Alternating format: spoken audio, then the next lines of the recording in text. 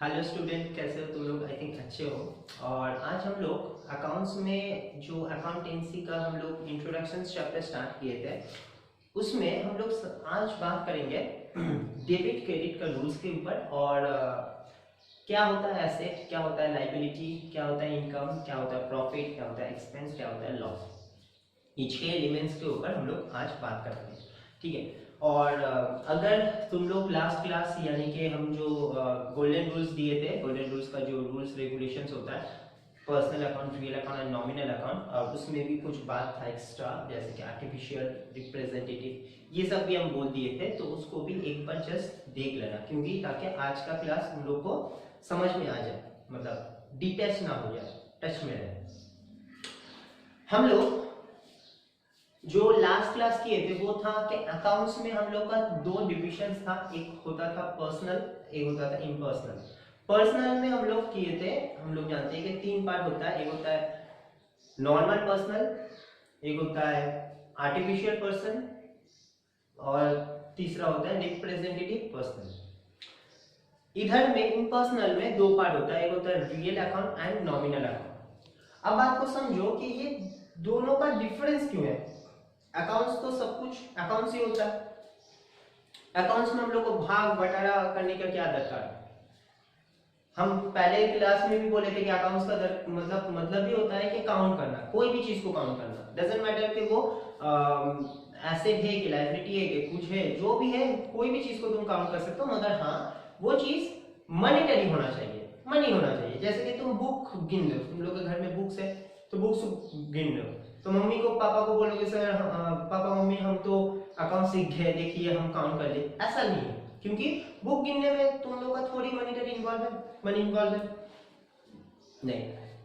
पापा तुमको 1000 दिया, 1000 को काउंट कर लो, 10,000 बंडल दिया, काउंट कर लो, सर अकाउंट्स कर रहे हो? नहीं।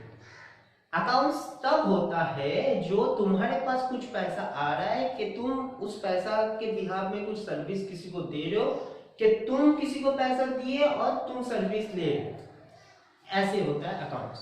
और तभी जाके वो चीज को हम लोग जो काउंट करते हैं कि कितना हम सर्विस दिए, कितना जन को हम लोग सर्विस दिए, उसके कितना मेरा रिसीप्ट हुआ, कि हम सबको जो पैसा दिए उससे मेरा कितना सर्विस अवेल हुआ, मतलब लिए, वो चीज को हम लोग बोलते हैं अकाउंट्स। वो चीज को काउंट करने को लिए बोलते हैं हम लोग अकाउंट्स।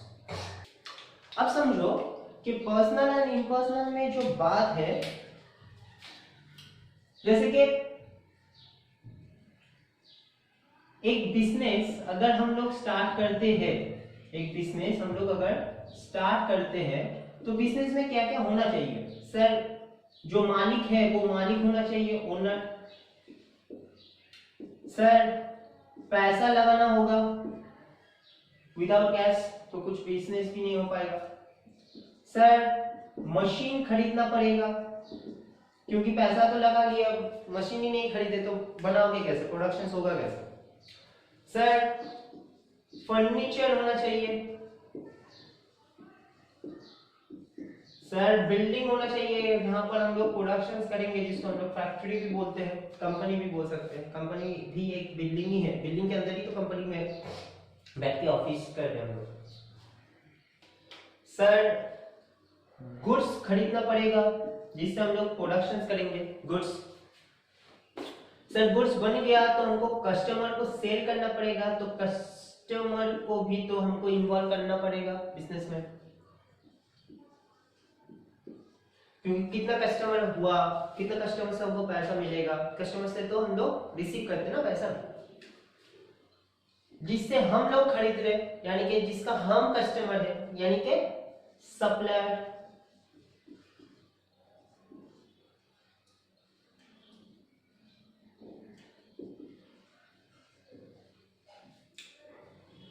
और भी बहुत सारा चीज होता है, जैसे कि जो लोग मेरा प्रोडक्शन कर दे रहे हैं उसको हम लोग क्या बोलते हैं? लेबर। लेबर को हम लोग क्या देते हैं? वेजेस, मजदूरी जिसको हम लोग बोलते हैं वेजेस। स्टाफ लोग को हम लोग क्या देते हैं? स्टाफ को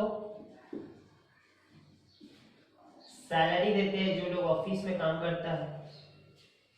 और भी बहुत सारा अनगिनत चीज होता है। अब एक एक बात को हम लोग जस्टिफिकेशन करें। पहला, ओनर। क्या ये ओनर आदमी है? सर क्या बोल रहे हैं सर? ओनर का आदमी होता है। विदाउट आदमी कैसे बिजनेस को बनाएगा? ऑफ कोर्स हम भी एग्री करते तुमसे। यानी कि वो अगर एक ह्यूमन है जिसमें ब्लड चलता है, हार्ट बीट है, ब्रेन है, उसको हम लोग ह्यूमन बोलते हैं। और वो ह्यूमन अकाउंट्स के हिसाब से नॉर्मल पर्सनल हो गया। यानी कि ये एक पर्सन है। कैश इम्पर्सनल, इसमें ब्लड है, ब्रेन है, हार्ट है, नहीं, इम्पर्सनल। Machine also impersonal. जो हमने बोला ह्यूमन होने के लिए, पर्सन होने के लिए ह्यूमन होना जरूरी है, ठीक है ना? तो कैश तो ह्यूमन नहीं है, मशीन भी नहीं है, फर्नीचर नहीं है, impersonal. Building impersonal, goods impersonal, customer personal. क्योंकि कस्टमर तो कोई ना कोई व्यक्ति होगा जिसको तुम भेजोगे। ऐसा तो दीवार को तुम बोल नहीं सकते, वॉल को तो नहीं बोल सकता आप खरीद मेरा गुड्स। दरवाजा को बोल सकते हो क्या गुड्स मेरा खरीद? नहीं। कोई पर्सन को ही बोल सकते हो, कोई पर्सन को ऑफर दे सकते हो, तो वो पर्सन होगा, ह्यूमन नहीं है। सप्लायर ये भी पर्सन ही होगा जिससे तुम खरीद लो। लेबर है तो वो पर्सन, मगर हम लोग लेबर को लेबर के हिसाब से अकाउंट्स मेंटेन नहीं करते। क्योंकि सोच के देखो, एक कंपनी में 500-600 लेबर होता है। उस कंपनी का अगर 2-3 ब्रांच है, 2-3 फैक्ट्री है, तो कितना वर्कर्स काम कर रहे हैं, तो हर वर्कर्स का नाम से क्या अकाउंट्स मेंटेन होगा? अगर अकाउंट्स वैसे ही नाम से मेंटेन होता तो अकाउंट्स का लंबा चौड़ा खाता हो जाएगा, खाली लेबर का ही खाता अलग हो जाएगा। सर लेबर का तो हम लोग कॉपी मेंटेन करते हैं। हाँ करते हो। कौन सा लेबर कौन सा टाइम पे आया, कौन सा लेबर कितना काम किया, कौन सा लेबर कब गया, कौन सा लेबर कितना छुट्टी ले रहा है मंथ में, सबका हिसाब होता है। मगर वो सब के बगल में उसका वेजेस का डिटेल्स नहीं होता।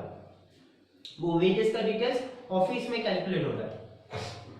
वो इतना छुट्टी लिया, इसका इतना सैलरी मिलेगा, वेजेस मिलेगा। यानी कि लेबर का हिसाब तो किया जाता है, हिसाब रखा जाता है कि कितना लेबर मेरा आ रहा है, कितना लेबर मेरा वैकेंसी में है, कितना लेबर मेरा रिक्रूटमेंट किया है, सब का मेंटेन हो रहा है। मगर वेजेस अगर हम लोग बात करते हैं कि लेबर को हम लोग क्या दे रहे हैं, वेजेस दे रहे हैं, तो वेजेस जब हम लोग देते हैं तो उसका भी A B C D करके डिविजन होता है। मगर टोटल वेजेस एक बार मान लो कि 500 लेबर को हमने दिया 50 करोड़, मान लो 50 करोड़ दिया, तो किसको कितना दिया वो अकाउंट्स में नहीं आएगा, वो अलग कॉपी में इंडिविजुअली रहेगा। मगर अकाउंट्स का कॉपी में क्या रहेगा, हमने 50 करोड़ टोटल लेबर को पेमेंट किया, दैट्स इट 50 करोड़। क्योंकि हम लोग को अकाउंट्स में क्या सिखाया गया था, classifications, recording and summarising. Summarising मतलब होता है छोटा करके, सब कुछ मत बोलो, जितना मेरा अमाउंट वाइज खर्चा हुआ है, जितना मेरा अमाउंट वाइज बातचीत हुआ है, इवेंट हुआ है, उतना ही हमको खाली अकाउंट्स में डालना है। तो अकाउंट्स में कितना डालना है कि 500 लेबर का नाम, कि 500 लेबर को कितना दिए वो उसका अमाउंट, ऑब्वियसली उसका अमाउंट। तो हम लोग लेबर को तो पर्सन बोलते हैं, मगर लेबर को हम लोग मेंटेन नहीं करते अकाउंट्स में। अकाउंट्स की कॉपी में अलग कॉपी में होता है, उसका नाम होता है पेरोल। तो हम लोग वेजेस को मेंटेन करते हैं अकाउंट्स में। तो वेजेस क्या पर्सनल हो गया? नहीं सर, इम्पर्सनल है, क्योंकि वेजेस तो चल फिर नहीं सकता, ब्लड नहीं है उसमें, ब्रेन नहीं है, हार्ट बीट नहीं है। स्टाफ का भी वही है, कितना स्टाफ आया कितना स्टाफ गया मेंटेन होता है, मगर स्टाफ का सैलरी हम लोग का अकाउंट्स में उठता है। तो सैलरी को हम लोग अकाउंट्स में मेंटेन करते हैं, ना कि स्टाफ का नाम से उसका सैलरी होता है, वो अकाउंट्स में नहीं होता है, वो अलग कॉपी में मेंटेन किया जाता है, यानी कि इम्पर्सनल। और भी बहुत सारा चीज होता है। अब तुम लोग देखो, एक बिजनेस चलाने के लिए जितना पर्सन का इंपॉर्टेंस है, उतना ही इम्पर्सनल का भी इंपॉर्टेंस है। बात समझ में आया? यानी कि अगर हम लोग खाली ओनर है, कस्टमर है, सप्लायर है, बिजनेस चल जाएगा? गुड्स भी तो लगेगा, गुड्स लगेगा तो वो इम्पर्सनल हो गया। और गुड्स कितना आया, कितना रिटर्न किए, कोई डैमेज हो गया, खराब हो गया, उसका भी तो हिसाब रखना है। अब गुड्स खरीद लिए तो क्या माल बन जाएगा, गुड्स बन जाएगा, प्रोडक्शन हो जाएगा। मशीन्स खरीदना तो मशीन्स का पर्सनल हो गया, इम्पर्सनल है। और मशीन्स के ऊपर भी डेप्रिसिएशन होता है। मशीन्स कब खरीदा गया था, कितना उसका लॉन्ग टर्म है, कितना साल वो चलेगा, क्या वो 10 साल के बाद कितना में हम बेच सकते हैं, उसका भी तो हिसाब रखना है। तो जितना पर्सनल का इंपॉर्टेंस है अकाउंट्स में, उतना ही इम्पर्सनल का भी इंपॉर्टेंस है। आई बात समझ में? तो ये अब तक खाली हमने ये समझाने की कोशिश की है कि अकाउंट्स को हम लोग दो डिवाइडेड क्यों किया, पर्सनल इम्पर्सनल, क्योंकि हम लोग को जितना पर्सनल का दरकार है उतना ही इम्पर्सनल का भी दरकार है। कोई कम ज्यादा होगा तो बात बनेगा नहीं। बात समझ में आया? क्लियर बात? ओके, नाउ अब दूसरी बात, तो सर पर्सनल इम्पर्सनल तो समझ गए, अब दूसरी बात क्या है? दूसरी बात ये है कि हम लोग को पर्सनल में हम लोग का 3 पार्ट था, एक आर्टिफिशियल, एक नॉर्मल, एक रिप्रेजेंटेटिव। तो नॉर्मल कौन होता है? Normal is owner, customer, supplier, क्योंकि राम साम जोदू मोदू हम समझाए थे। आर्टिफिशियल कौन होता है? बैंक। देखो बैंक भी तो होता है बिजनेस में, बैंक का भी तो रोल होता है। तो बैंक क्या हो गया? Bank is a personal. Sir bank तो चल फिर नहीं सकता, आपने बोला था अभी हार्ट बीट होना चाहिए, चल फिर सकता है, ब्रेन होना चाहिए, इसका क्या है? इसका तो कुछ नहीं है सर, पर्सनल क्यों?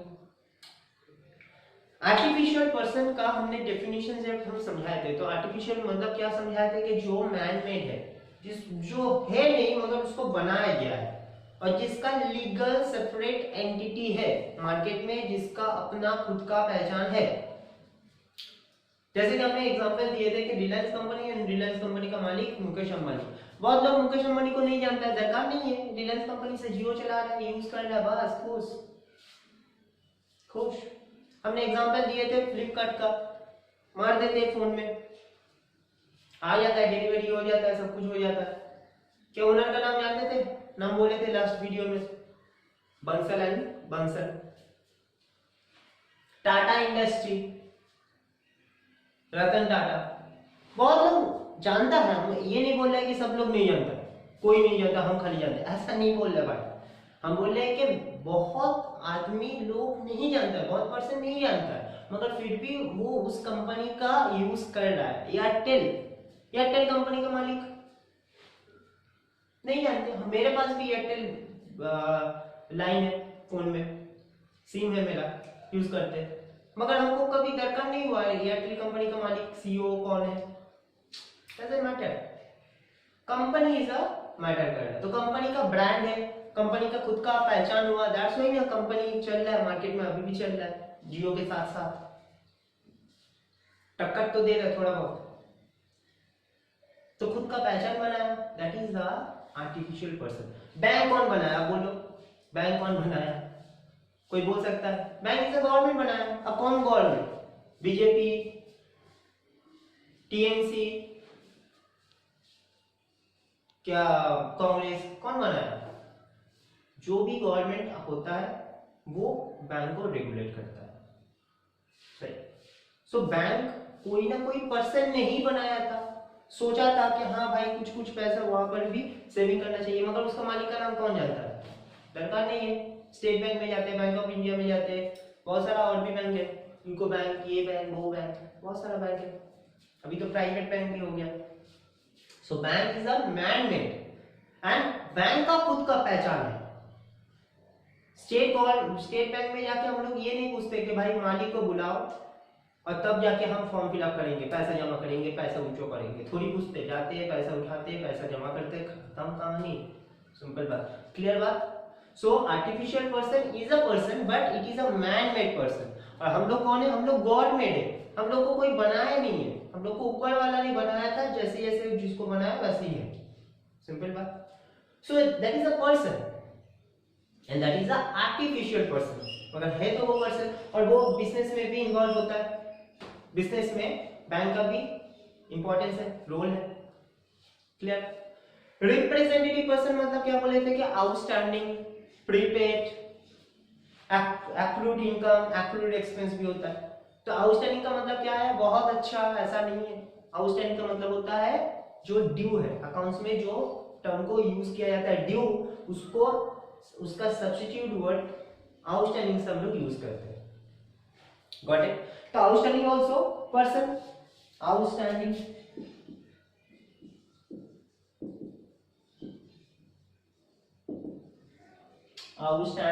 that is also person। क्यों सर? रिप्रेजेंटेटिव पर्सन भाई, एक के जगह में दूसरा। जो ड्यू है, ड्यू को तो हम पैसा पेमेंट नहीं कर रहे, कैश पेमेंट नहीं कर रहे, मगर उसको दिखाना पड़ेगा। हम लास्ट क्लास में समझाए थे एक्चुअल बेसिस। एक्चुअल बेसिस मतलब जिस साल में जितना देना है उस साल में उतना ही तुमको पे करना है। तो तुमने जो गैप रखे वो गैप को कवर देने के लिए कैश तो पे नहीं कर रहे हो, तो वो गैप को कौन पे करेगा? आउटस्टैंडिंग पे करेगा, रिप्रेजेंटेटिव। तो रिप्रेजेंटेटिव हुआ रिप्रेजेंटेटिव पर्सन। तो पर्सनल का यहाँ पर काम है, ठीक? तो आर्टिफिशियल समझाया, रिप्रेजेंटेटिव समझाया, नॉर्मल समझाया। अब इम्पर्सनल का बात करें। इम्पर्सनल में हम लोग का क्या बात है? दो बात, एसेट है और एक्सपेंस है, क्या लॉस है। तो सोच के देखो, कैश क्या है सर? कैश एक्सपेंस है। कैसे सर? कैसे ही तो सब कुछ होता है, कैसे सब कुछ होता है, मगर cash is not a expense, cash your assets. आज वही बात हम क्लियर करेंगे कि एसेट क्या होता है, लायबिलिटी क्या होता है, वही बात क्लियर करेंगे। मगर उससे पहले थोड़ा बहुत समझ लो कि कैश इज अ एसेट, क्योंकि कैश से हम लोग सब कुछ कर सकते हैं। बिल्डिंग खरीद सकते हैं, गाड़ी खरीद सकते हैं, ज्वेलरी खरीद सकते हैं, किसी को भी हम लोग पेमेंट कर सकते हैं, कुछ भी कर सकते हैं, खाना खा सकते हैं, बाहर में घूम सकते हैं। तो दैट इज अ एसेट्स, ठीक? Machine also asset, furniture also asset, building also asset, goods not asset, क्योंकि goods आज है कल नहीं है, आज है कल नहीं है। एसेट तो कुछ ऐसा बात होगा कि asset is a long term process, यानी कि बहुत साल तक चलेगा, जिसका बेनिफिट हमको ओवर द 5 इयर्स हमको मिलेगा। गुड्स का बेनिफिट मिलेगा। तुमने चावल खरीदा, गुड्स ऑल्सो गुड्स। अब तुमने राइस जो खरीदा, चावल जो खरीदा, वो क्या 5 साल तक तुम्हारा चलेगा घर में? नहीं सर, 1 महीना में ही खत्म हो जाएगा। बहुत लोग तो डेली खरीदता है। बात समझ में आया ना? कस्टमर सप्लाई तो हो गया था, पर्सनल है। लेबर इज अ पर्सनल, मगर लेबर को हम लोग मेंटेन नहीं करते, हम लोग वेजेस को मेंटेन करते हैं। अब वेजेस का एसेट है। अच्छा, गुड्स को हम लोग क्या बोलेंगे? एक्सपेंस बोलेंगे ना, इसको लिख लें। वेजेस का एसेट है, वेजेस लॉन्ग टर्म चलेगा, एक बार दे दी बेनिफिट। एक लेबर को एक काम करा दिया और उसको तुमने रेगुलर काम कराते हो, मगर पेमेंट एक बार की है, बोले कि भाई तुम तो मेरे ऐसे हो सकता है? मतलब ये हो ही नहीं सकता। तो ऑब्वियस का बात है कि ये मेरा क्या है? वेजेस जो पेमेंट करते हैं वो मेरा एक्सपेंस है, सैलरी जो पेमेंट करते हैं वो मेरा एक्सपेंस है। अब तुम लोग ये पूरा बोर्ड को एक बार देखो ठीक से। पर्सनल का जितना इंपॉर्टेंस है, इम्पर्सनल का भी उतना ही इंपॉर्टेंस है। पहला बात, दो बात क्लियर जो डिविजन हुआ था। दूसरा बात ये था कि पर्सनल का क्यों 3 पार्ट है? नॉर्मल पर्सन, आर्टिफिशियल पर्सन और रिप्रेजेंटेटिव, क्योंकि तीनों का अलग अलग कैरेक्टर है। ठीक है सर, समझ गए? जैसे कि बैंक इज अ पर्सन मगर artificial person, outstanding is a person but is a representative person, customer is a person but is a natural person और नॉर्मल पर्सन। ठीक है। अब दूसरी बात, इम्पर्सनल का इम्पैक्ट तो आता है, मगर इम्पर्सनल में फिर दो बात है, real and nominal. Real is the asset about, nominal is the expense और लॉस अबाउट और इनकम अबाउट। तो देखो, cash is a asset, impersonal है मगर एसेट है, ठीक? Furniture impersonal asset, machine impersonal asset, building impersonal asset, goods. तो ये एसेट का ये पार्ट हो गया मेरा रियल अकाउंट, और जो गुड्स है ये वाला और ये दो, ये मेरा क्या हो गया? नॉमिनल अकाउंट, क्योंकि एक्सपेंस है। बात समझ में आया? बात समझ में आया? तो ये बात था। देखो, अकाउंट्स में जितना पर्सनल अकाउंट का इंपॉर्टेंट है, इम्पर्सनल का इंपॉर्टेंट है, रियल अकाउंट का इंपॉर्टेंट है, नॉमिनल अकाउंट का भी उतना ही रोल प्ले हो रहा है। कोई एक को तुम छोड़ नहीं सकते। छोड़ दोगे तो तुम्हारा बिजनेस घाटे में चलेगा, कि बिजनेस चलेगा ही नहीं। क्योंकि लेबर अगर नहीं लगाए तो तुम्हारा बिजनेस का गुड्स बनाएगा कौन? स्टाफ नहीं रखे तो उसका प्रोडक्शन, उसका इंफॉर्मेशन रखेगा कौन? बात समझ में आया ना? सो ये बात था। अब हम लोग थोड़ा सा बात को आगे लेके जाएंगे। ये खाली हमने इतना समझाया क्योंकि लास्ट क्लास में हमने समझाए नहीं थे कि पर्सनल इम्पर्सनल इसका रोल प्ले कहाँ कहाँ होता है, ठीक है ना? ओके, आज हम लोग अभी जो बात करेंगे वो है एसेट लायबिलिटी के ऊपर। आओ आओ, एसेट्स क्या होता है? एसेट्स, एसेट का तो हमने कुछ चीज देखा अभी, मशीन होता है, फर्नीचर होता है, कैश होता है, सर आपने अभी बोला था बिल्डिंग होता है। मगर क्यों होता है ये सब एसेट? क्यों हम लोग इसको ही एसेट बोलते हैं? ये समझना बड़ी बात है, ये समझना मेन इंपॉर्टेंट बात है, ठीक? एसेट होने के लिए कोई भी चीज को अगर हम लोग एसेट बोलते हैं तो उसमें 3 कंडीशंस होना चाहिए, 3 क्राइटेरिया होना चाहिए। अगर ये 3 क्राइटेरिया के 3 कंडीशंस कंप्लीट हो रहा है तो उस चीज को हम लोग एसेट बोल सकते हैं। जैसे कि हम ये पेन को एसेट नहीं बोल सकते। क्यों नहीं बोल सकते? ये तीनों लिखने के बाद ही हम लोग बात करेंगे। पहला, 1 नंबर केस, बाय ओन होना चाहिए, बाय ओन होना चाहिए, फॉर ओन होना चाहिए, यानी कि खुद के लिए के खुद का। दूसरे का चीज को हम लोग नहीं बोल सकते ऐसे। दूसरे का बिल्डिंग है, बोल सकते मेरा एसेट, वो बोल सकता है, जिसका बिल्डिंग है वो बोल सकता है। दूसरा केस, जो लॉन्ग टर्म है, विच इज लॉन्ग टर्म,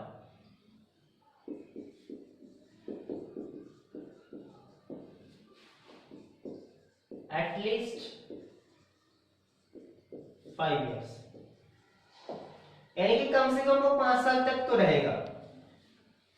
कम से कम मिनिमम 5 साल के बोल सकते हैं कि 2-3 साल के ज्यादा भी रह सकता है। ऐसा 5 साल का मिनिमम बोल रहा है। अब 2-3 साल के बाद भी तुम लोग बोल सकते हो, मगर 1 साल के अंदर का कोई चीज को एसेट नहीं बोल सकते भाई, ठीक है? तो एसेट होगा मगर वो दूसरा टाइप का एसेट, काइंड एसेट हो जाएगा। उसके बारे में हम लोग दूसरा क्लास में बात करेंगे। कुछ चीज लॉन्ग टर्म, जो बहुत साल तक चल सकता है। तीसरा, कन्वर्टेबल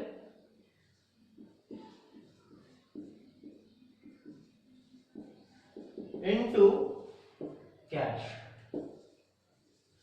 जो कन्वर्ट हो सकता है कैश में, जिसको हम लोग बेच सकते हैं। कन्वर्ट मतलब ऐसा नहीं कि फूक मार दिया और हो गया कैश, इट्स नॉट। उसको बेच सकते हैं, जिसको बेच सकते हैं उसको ही हम लोग बोल सकते हैं एसेट। तो ये तीनों कंडीशंस कोई भी चीज में अगर तुम लोग देख रहे हो कि तुम लोग का ये तीनों का आंसर हाँ हाँ हाँ आर, यानी कि यस यस यस, तो उस चीज को तुम लोग एसेट बोल दो। अब तुम लोग बोलो कि ये पेन मेरे लिए एसेट है, बाय ओन है, हाँ सर। लॉन्ग टर्म मेरा 2 साल से चल रहा है, 2 साल ऑलमोस्ट हो गया, 2-3 साल हो ही गया है, तो मोटा मोटी एसेट में जा रहा है। क्या इसको हम बेच सकते हैं? नहीं। कौन खरीदेगा? कौन खरीदेगा? ओके, सो इसमें एग्जांपल क्या क्या होता है? जैसे कि कैश, कैश बाय ओन अपना होता है, लॉन्ग टर्म भी हो सकता है। कन्वर्टेबल इनटू कैश कैसे होगा सर? कैश को कैश में कैसे कन्वर्ट करें? कैश को कैश में कन्वर्ट नहीं करना है। कैश से तुम कुछ भी, कोई चीज को तुम खरीद सकते हो और फिर वही चीज को कैश में कन्वर्ट कर सकते हो। सो ऑब्वियसली कैश तुम्हारे, अगर तुम्हारे पास पॉकेट में 10 रुपए भी है तो वो 10 रुपए का हकदार हो तुम ऐसे बोलने के लिए। ओके, बैंक, ऑब्वियसली बैंक भी कैश के जैसा है, बाय ऑन, लॉन्ग टर्म, बहुत साल तक फिक्स डिपॉजिट वगैरह वगैरह कर सकते हैं, कन्वर्ट भी कर सकते हैं, क्योंकि हम लोग बैंक से अभी पेमेंट करते हैं, खरीदते हैं बहुत सारी चीज। मशीन, जैसे कि लाइक टीवी हो गया, मशीन्स, गाड़ी को भी हम लोग बोलते हैं कार्स, व्हीकल्स, ट्रैक्टर, लॉरी, ठीक है। घर में अगर हम लोग का कोई एसी है वो भी मशीन ही है, तो उसको भी हम लोग ऐसे बोल सकते हैं। तीनों कंडीशंस देखो कंप्लीट होता है। अपना एसी तो दूसरे का नहीं लगा है, अपना खरीदे, लॉन्ग टर्म, मिनिमम 5 साल 10 साल तो चलता है, और उसको बेच भी सकते हैं, एक्सचेंज कराते हैं ना कभी कभार, उसको भी बेचने ही बोलते हैं। फर्नीचर सेम बात, बिल्डिंग, ये जो घर है, ये मेरा अपना लॉन्ग टर्म एंड ऑल्सो इसको हम बेच भी सकते हैं, that is also asset. Sir calculator दिमाग में आया सर, कैलकुलेटर एसेट है। तीनों कंडीशंस कंप्लीट करके देखो, अपना है, हाँ सर मेरा है, मेरा पापा ने दिया था सर, 2 साल से चल रहा है, 3 साल होने वाला है, ठीक है, बेच नहीं सकते सर, बस हो गया, एसेट का सत्यानाश हो गया, एसेट नहीं हो सकता। तो सर क्या जो कैलकुलेटर बेच रहा है वो तो कन्वर्ट कर रहा है कैश में, क्योंकि बेच रहा है कैश आ रहा है, बेच रहा है कैश आ रहा है, ठंडा। अब क्लियर कट बोल रहा है, जो कोई चीज को बेचता है, फॉर एग्जाम्पल एक प्रोमोटर क्या करता है, फ्लैट बेचता है, कंस्ट्रक्शन कर रहा है, बेच रहा है, कंस्ट्रक्शन कर रहा है, बेच रहा है। अब सोच के देखो उसके पास कितना बिल्डिंग है, उसके हाथ में कितना बिल्डिंग है, और हम लोग एक फ्लैट खरीद लेते तो बस सबको सुनाते हैं, देखो देखो देखो हमने फ्लैट खरीदा इतना लाख में, इतना करोड़ में। सोच के देखो, एक फ्लैट खरीदते और इतना खुशी, हम लोग बोलते देख भाई मेरा एसेट है कितना लंबा चौड़ा, 5 तला में लिए, 10 तला में लिए, और एक प्रोमोटर के पास तो 100 200 300 फ्लैट्स है, उसका तो कितना खुशी होना चाहिए, नहीं वो खुश नहीं हो सकता। वो तब तक खुश नहीं हो सकता उस बिल्डिंग को हाथ में रख के जब तक ना वो बेच दे। सर क्या बात कर रहे सर, बिल्डिंग है उसका तो वो खुश नहीं है, नहीं भाई, क्योंकि उसके लिए वो स्टॉक है, वो बेचने के लिए खड़ा हुआ है, वो खरीदने के लिए खड़ा नहीं हुआ है। मेरे घर में बहुत सारा बुक्स है, वो मेरा एसेट है, मगर कोई बुक शॉप में चल जाओ तो शायद मेरे से भी ज्यादा उसके दुकान में बुक्स होगा, तो क्या उसके लिए भी वो एसेट है? नहीं, उसके लिए वो स्टॉक है, क्योंकि वो बेचने के लिए दुकान रखा है, दुकान खुला है। बात समझ में? और हम बेचने के लिए नहीं रखे, कि मेरा शौक है कि हम बुक पढ़ते हैं, बुक रखते हैं, बुक्स जमा करते हैं, दैट इज माय एसेट्स। ठीक, और इसको हम बेच भी सकते हैं, कवाली को तो बेच सकते हैं बाबा, कुछ तो पैसा आएगा, लॉन्ग टर्म भी है भाई, ऑन बुक्स मेरे लिए एसेट, उसके लिए सर। और बताइए ना, इन्वेस्टमेंट भी एसेट होता है भाई, और भी बहुत सारा एसेट्स होता है, जैसे कि गुडविल होता है, ठीक है, पेटेंट राइट होता है, कॉपीराइट होता है। सर क्या बोल रहा है सर, कुछ नाम समझ में ही नहीं आ रहा, नहीं समझोगे, क्योंकि हम दूसरा क्लास में, नेक्स्ट क्लास में हम लोग एसेट का कितना डिविजन है वो समझाएंगे, ठीक है, और उसमें हम लोग पूरा क्लियर कट बोलेंगे कि क्या होता है गुडविल, क्या नहीं होता है। नेक्स्ट लॉजिक में आ जाए, नेक्स्ट लॉजिक क्या है? लाइबिलिटी।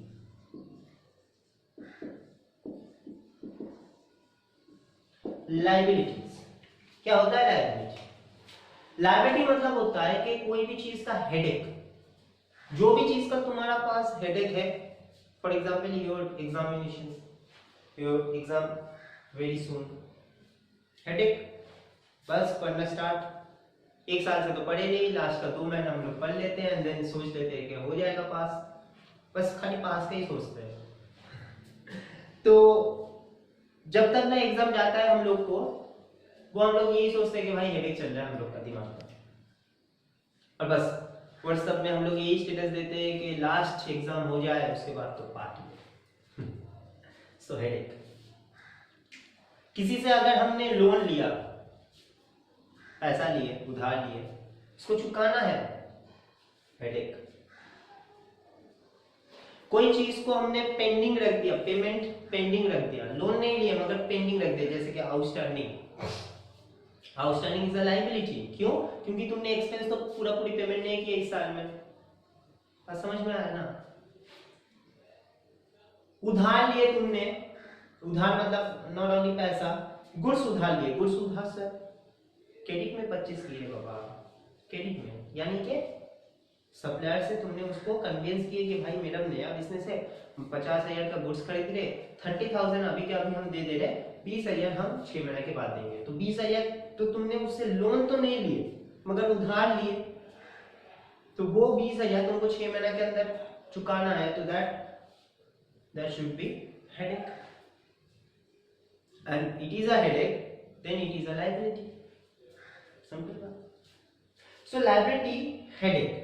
अब तो सर क्या आंसर में हम हेडेक लिख के आ जाए एग्जाम में? नहीं, दैट्स नॉट, बट क्या लिखोगे? लिखोगे एनीथिंग आर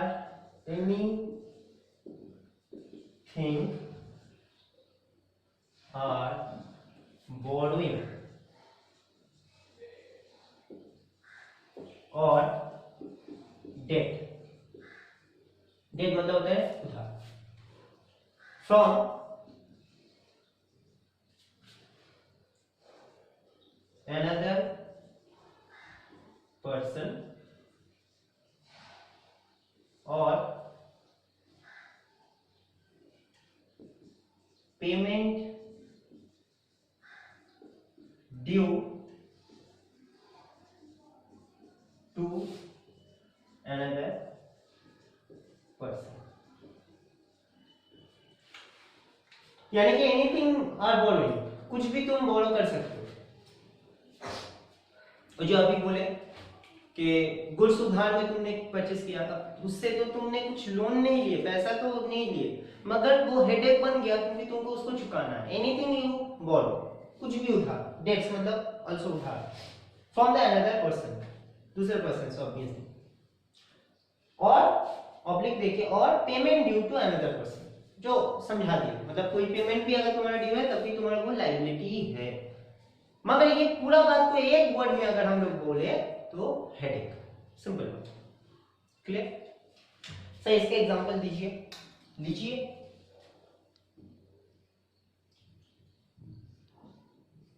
क्रेडिटर, सर ये कौन है सर? क्रेडिटर, क्रेडिटर वो होता है जिसको हम लोग सप्लायर बोलते हैं। सप्लायर को हम लोग अच्छा वर्ड में, अकाउंटिंग वर्ड में क्रेडिटर भी बोलते हैं। सर कस्टमर का भी कोई नाम होगा? हाँ भाई डेटर होता है, लिख लो एसेट्स में, डेटर। सर डेटर एसेट में क्यों गया भाई? डेटर मतलब होता है जिससे पैसा आएगा, कन्वर्ट इनटू कैश, जिससे पैसा आएगा, ठीक। और क्रेडिटर मतलब जिसको हमको पेमेंट ड्यू है, जिसको हमको चुकाना पड़ेगा। सब लॉजिक है, सब थ्योरी के साथ तुम लोग अगर बात को समझोगे, खाली रट्टा मत मारो। अकाउंट्स को रट्टा चीज नहीं है, समझ लो, कोशिश करोगे समझने के लिए, कोशिश करोगे तो तुम लोग समझ जाओगे। अगर खाली दिमाग में रखना है कि हाँ भाई एग्जाम तक पढ़ना है, तो ये गलत बात है, क्योंकि एग्जाम के बाद भी तो तुमको 11 12 के बाद के अकाउंट्स नहीं आएगा, फिर अकाउंट्स आएगा, फिर अकाउंट्स आएगा, ओके ना? तो समझ लो, ठीक है। दूसरा क्रेडिटर, बैंक ओवरड्राफ्ट, यानी कि बैंक जो मेरा होता है वो मेरा एसेट है, मगर बैंक ओडी मतलब होता है, बैंक ओवरड्राफ्ट मतलब होता है हम ज्यादा पैसा उठा लिए बैंक से, हमने ज्यादा पैसा उठा लिए बैंक से। सर ये क्या बोल रहे हैं, बैंक से ज्यादा पैसा? हाँ भाई हो सकता है, करेंट अकाउंट फैसिलिटी जिन लोग का होता है, ठीक है। और ये सब छोटा छोटा बात हम लोग दूसरा क्लास में करेंगे, जैसे कि यहाँ पर भी बोले थे कि और भी बहुत सारा एसेट होता है, वो सब बात बोलेंगे। आउटस्टैंडिंग जो हमने बोला, बिल्स पेबल, पेबल का मतलब ये होता है जो पे करेंगे, यानी कि payment due to another party, payment अभी बाकी है, तो वो भी तुम्हारा आउटस्टैंडिंग ही होता है, तो ये तुम्हारा आउटस्टैंडिंग और बिल्स पेबल लायबिलिटी होता है। आई बात समझ लो। अब तीसरा एक्सपेंस,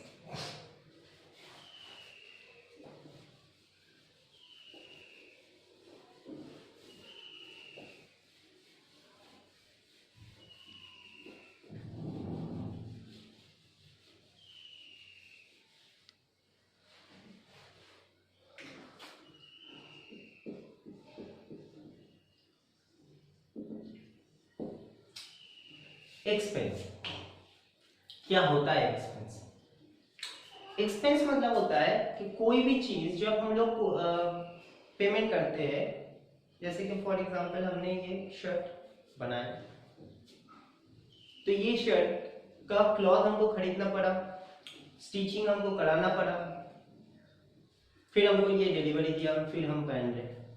अब तुम लोग सोच के देखो, हमने जब क्लॉथ खरीदा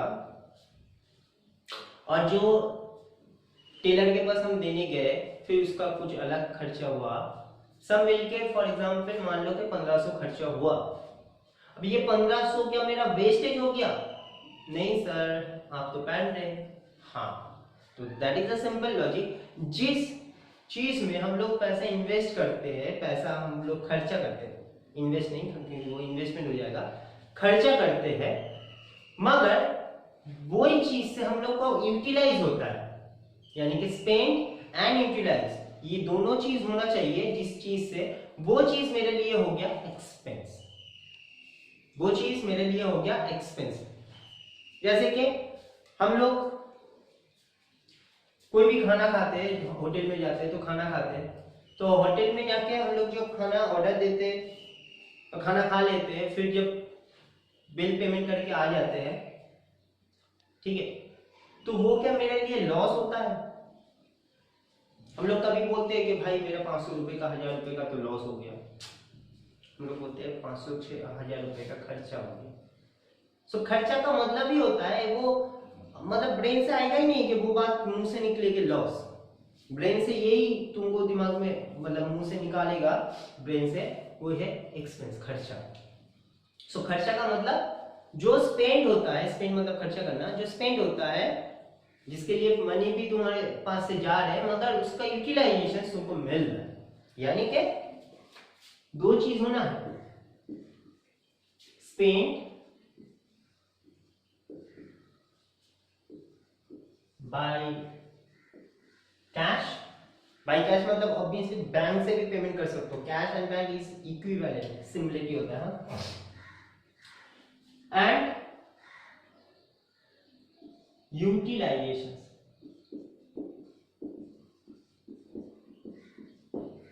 दोनों पर यूटिलाइजेशन, यानी कि जो खर्चा तुमने किया वहां से तुमको यूटिलाइज भी हुआ। हम ये वॉच पहने हैं, तो वॉच खर्चा किया, खरीदे हमने, पहन रहे, टाइम भी बोल देता है, तो यूटिलाइज भी हो रहा है, सही है ना? तो वो मेरे लिए यूटिलाइज भी है, स्पेंड भी है, तो वो मेरे लिए खर्चा माना जाता है। कोई भी चीज, अब तुम कोई भी चीज में समझ लो, जैसे कि गुड्स को हम लोग खर्चा बोले थे ना? क्यों? क्योंकि अगर राइस खरीदते हैं कि और भी कोई भी सामान खरीदते हैं, कोई भी चीज सोच लो, उसको खरीद रहे तो पैसा तो जा रहा है स्पेंड बाय कैश, मगर उससे हमको यूटिलाइज भी तो हो जा रहा है, हम लोग खाना खा रहे, पेट तो भर रहा है। वेजेस को एक्सपेंस बोले थे, क्यों? क्योंकि लेबर से हम अपना काम तो करा ले रहे, प्रोडक्शन तो हो जा रहा है यूटिलाइज, एंड उसको पेमेंट भी करना पड़ता है स्पेंड बाय कैश। स्टाफ को भी हम लोग काम करा लेते हैं ऑफिस से, मेरा ही काम, मेरा ऑफिस का काम, मेरा कंपनी का काम करा लेते हैं, तो यूटिलाइज कर ले, स्पेंड भी करते हैं, उन लोग के सैलरी भी पेमेंट करते हैं। तो इसमें क्या क्या होता है? Goods, wages, salary, rent. घर में हम लोग कोई किराए के घर में रहते, रेंट देते, घर को तो यूटिलाइज कर रहे एंड पैसा भी देना पड़ रहा है। हर चीज में जो भी बात हम बोल रहे हैं उसको खाली अप्लाई करो, कोई भी चीज में तुम लोग को अपने आप में आंसर आ जाएगा। हम क्या एग्जांपल दे रहे वो बड़ी बात नहीं है, क्योंकि एग्जांपल हम 5 तो दे सकते, 10 तो दे सकते, क्या उसके बाद नहीं हो सकता, और भी ज्यादा होगा। तो तुम लोग उसको, ये बात को, जो हम बात लिखा रहे उस बात को अप्लाई करो हर जगह में, जितना अप्लाई करोगे तुम लोग का दिमाग खुलेगा। हाँ, ये तो एक्सपेंस है, वो तो ऐसे दे, वो तो लाइबिलिटी। ओके, तो गुड्स, वेजेस, सैलरी, रेंट, और भी बहुत सारा, एडवर्टाइजमेंट। एडवर्टाइजमेंट करा रहे मेरा सेल बनाने के लिए, सेल बढ़ाने के लिए यूटिलाइज हो रहा है, और खर्चा भी हो रहा है स्पेंड। और भी बहुत सारा चीज, जैसे कि सेलिंग एक्सपेंस, इसका तो नाम से ही एक्सपेंस है। ट्रैवलिंग एक्सपेंस, ठीक है ना, और भी बहुत सारा चीज, बहुत मतलब expense is unlimited, expense is unlimited, carriage etc। Okay, तो नेक्स्ट बात में आए लॉस।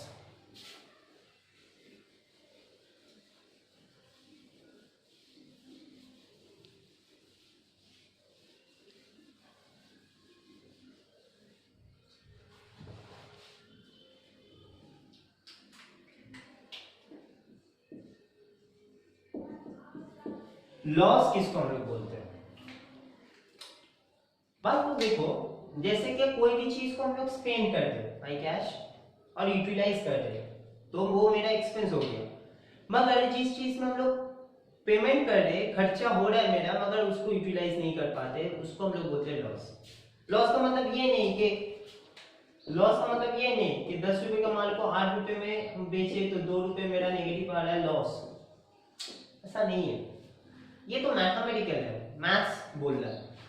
थ्योरी क्या है उसका, लॉस का थ्योरी क्या है, तो समझने कैसे पड़ेंगे कि ये लॉस है। तो न्यूमेरिकल से हम लोग बोल सकते हैं कि हाँ ये मेरा लॉस है, इतना मेरा लॉस है, बस समझ में। सो लॉस का मतलब सिंपल है, लॉस एंड एक्सपेंस में एक ही डिफरेंस है, यूटिलाइजेशंस एंड अनयूटिलाइजेशंस। यूटिलाइज करेंगे तो एक्सपेंस होगा, और यूटिलाइज नहीं करेंगे, not utilisations, loss. Got it? यानी कि जैसे कि हमने होटल में खाना पार्सल के लिए हम बोले, ऑर्डर दिए, और वो मुझको पार्सल दे दिया, पेमेंट कर दिया हमने, स्पेंड हो गया। रास्ता में आते आते किसी से धक्का लग गया, खाना गिर गया रास्ता में, खाता यूटिलाइज हुआ। अब ऑब्वियस का बात है, रास्ता से तो उठा के तो हम लोग नहीं खाएंगे, यूटिलाइज हुआ वो पैसा नहीं सर, लॉस। बात समझ में? किसी को उधार दिए, पैसा स्पेंड हुआ मेरा, और वो भाग गया, दूसरी जगह चला गया, शिफ्ट हो गया कहीं पे, और अता पता नहीं है, लॉस। Loss obviously. बात समझ में आया? किसी को हमने डिस्काउंट दे दिए, हम लोग जब बुक खरीदने जाते हैं तो कुछ ना कुछ डिस्काउंट मिलता है हम लोग को। वैसे वो डिस्काउंट अलग अलग वे होता है, उसका भी बात करेंगे हम लोग, मगर कुछ डिस्काउंट तो मिलता है, तो वो उस दुकान के लिए क्या है, लॉस। मगर वो जो डिस्काउंट होता है उसमें भी कुछ बात होता है, वो दो टाइप का होता है, एक होता है ट्रेड डिस्काउंट, एक होता है कैश डिस्काउंट। ट्रेड डिस्काउंट मतलब होता है जिसमें लॉस वॉस नहीं है, दुकानदार का लॉस नहीं है, दुकानदार जानता है कि हमको 10% 20% छोड़ना ही पड़ेगा, जो प्राइस है एमआरपी है उससे, वो उसका लॉस नहीं है, क्योंकि वो जानता ही है पहले से। मगर उसके बाद भी मान लो कि 200 रुपए का बुक है, ठीक है ना, मान लो कि 100 का बुक प्राइस, 15% डिस्काउंट दिया, 15 रुपए छोड़ दिया, तो दुकानदार को हमको कितना देना है, 85। अब तुम और भी कन्विंस के सर अंकल 5 रुपए छोड़ दीजिए ना, 80 रुपए कर दीजिए ना, 5 रुपए का कुछ खरीद लेंगे दूसरा कुछ, तो वो 5 रुपए और छोड़ दिया तुम, क्या हुआ उसका लॉस। तो सर क्या 15 रुपए उसका लॉस नहीं? नहीं, क्योंकि वो पहले से ही जानता है, ठीक है ना। लॉस कितना टाइप का होता है उसका भी हम लोग नेक्स्ट क्लास में बात करेंगे, मतलब एसेट कितना होता है, लायबिलिटी कितना होता है, लॉस कितना होता है, वो सब बात करेंगे हम लोग। तो लॉस का मतलब क्या हुआ, एक के स्पेंड, ये लिख सकते हो, स्पेंड बाय कैश, बट इसमें एक नंबर ध्यान दो, बट नॉट यूटिलाइजेशंस। यूटिलाइजेशंस यानी कि कोई भी रिकवर नहीं हुआ, वो पैसा का रिकवर नहीं हुआ, सिंपल बात में अगर बात करें तो, ठीक है ना। इसमें क्या क्या हो सकता है सर, इसमें होता है जैसे कि हमने बोला डिस्काउंट अलाउड, डिस्काउंट अलाउड होता है, बैड डेट होता है। बैड डेट मतलब जो हम एग्जांपल दिए कि किसी को उधार दिए तुमने और वो भाग गया, ऐसा नहीं दिया, लॉस ऐसा अगर तो स्पेंड हुआ but not utilisation, not recover. इसका allowed bad debt, depreciations. Sir depreciations मतलब क्या?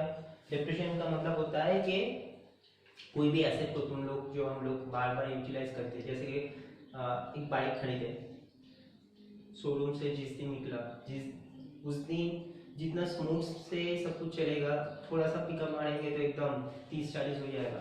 5 साल के बाद उतना ही पिकअप दे रहे, 20 भी शायद नहीं जा रहे, क्या 30 भी नहीं जा रहे, क्या 30 चल रहा है, लग रहा है कि 20 चल रहा है, मतलब उसका कैपेसिटी डाउन हो गया। उस कैपेसिटी, कोई भी एसेट का अगर कैपेसिटी, वर्किंग कैपेसिटी अगर डाउन होता रहता है तो उस चीज़ को हम लोग बोलते हैं डेप्रिशिएशन। समझो, ठीक है। और अगर बहुत अच्छा से तुमको डेप्रिशिएशन समझना है तो मेरा वीडियो क्लास है, देख सकते हो, उसके ऊपर भी क्लास दिए थे, उसमें एक बार देख लेना, उसमें पूरा डिटेल्स है, उसमें खाली डेप्रिशिएशन के बारे में बोला है। मगर थोड़ा सा अगर समझना है तो डेप्रिशिएशन मतलब होता है कोई भी एसेट का वर्किंग कैपेसिटी ग्रेजुअली रिड्यूस होना। ग्रेजुअली मतलब होता है धीरे धीरे, आहिस्ता आहिस्ता, एक दिन में फटाक से तो नहीं होगा, टाइम लगेगा, आहिस्ता आहिस्ता कम होता रहेगा। ओके, तो ये सब लॉस है। और भी लॉस हो सकता है, जैसे कि loss on sale of asset, loss on sale of asset. कोई एसेट को बेचे, जितना दाम था उससे कम दाम में बेचे, जैसे कि तुम लोग बोलते हो 10 रुपए का माल 8 रुपए में बेच दिए, 2 रुपए लॉस। मगर 2 रुपए क्यों लॉस? क्योंकि तुमने 10 रुपए ही पूरा स्पेंड किए थे, मगर जो रिकवर हुआ वो 8 रुपए रिकवर हुआ, 2 रुपए का रिकवर हुआ नहीं, अनयूटिलाइजेशन हो गया ना, नॉट यूटिलाइजेशन हो गया, तो दैट्स व्हाई वो 2 रुपए को हम लोग लॉस बोलते हैं। और अगर 2 रुपए ज्यादा मिल जाता तो उसको प्रॉफिट बोलते हैं, रेवेन्यू जिसको बोलते हैं। नेक्स्ट जो पार्ट है रेवेन्यू।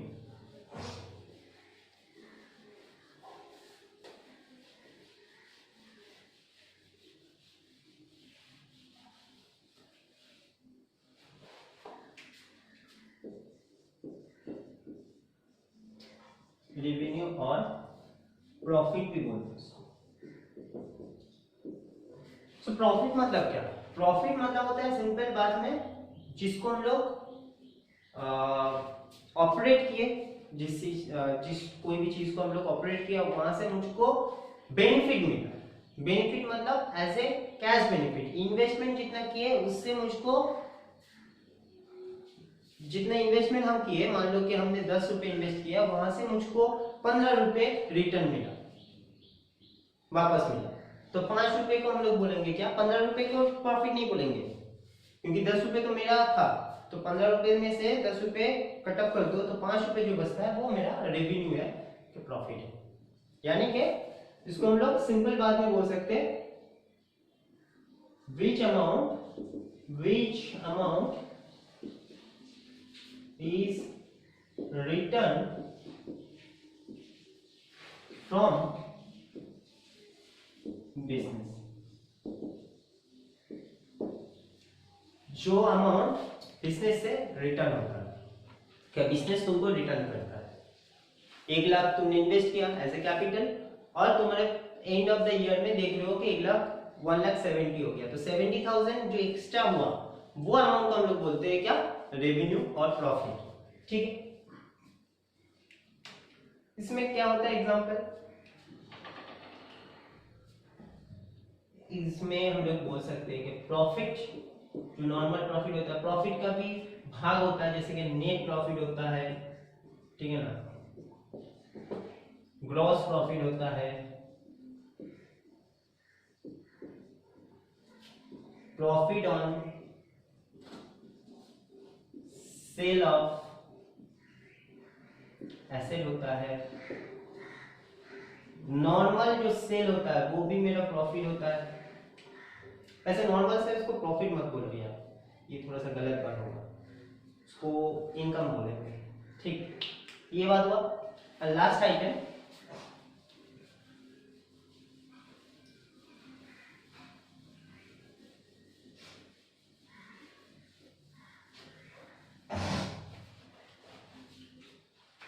लास्ट आइटम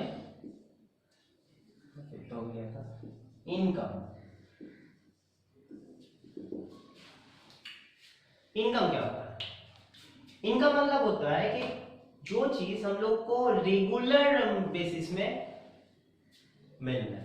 रेगुलर मतलब पार्ट डे के हिसाब से नहीं बोल रहा हमेशा, वैसे पार्ट डे का भी इनकम हो सकता है, मगर बेसिकली हम लोग जो इनकम बोलते हैं वो मंथली इनकम बोलते हैं।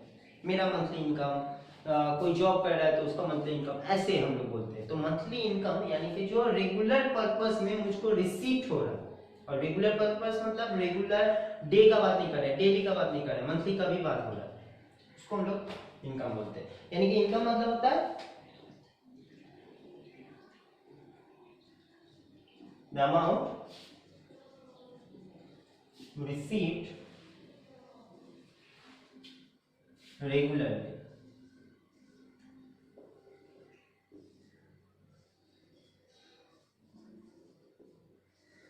रेगुलरली का मतलब यहाँ पर मंथली बेसिस में, चलो समझ लो, ठीक है ना। विच अमाउंट रिसीव्ड रेगुलरली। दूसरी बात है कि इसमें क्या क्या होता है, इसमें भी बहुत सारा होता है, जैसे कि डिस्काउंट अलाउड हम बोले थे, तो डिस्काउंट रिसीव भी हो सकता है। वो दुकानदार तुमको 5 रुपए का छूट दिया, उसका लॉस हुआ, तुम्हारा तो प्रॉफिट हुआ, तुम्हारा तो इनकम हुआ, वो डिस्काउंट रिसीव। Commission receive,